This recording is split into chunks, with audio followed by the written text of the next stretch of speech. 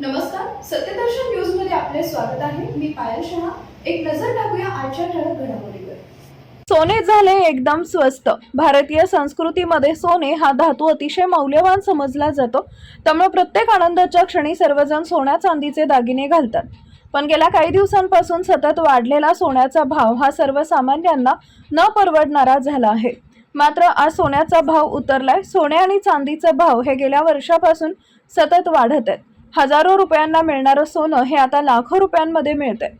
आजच्या सोन्याचा भाव किती उतरलाय ते जाणून घ्या।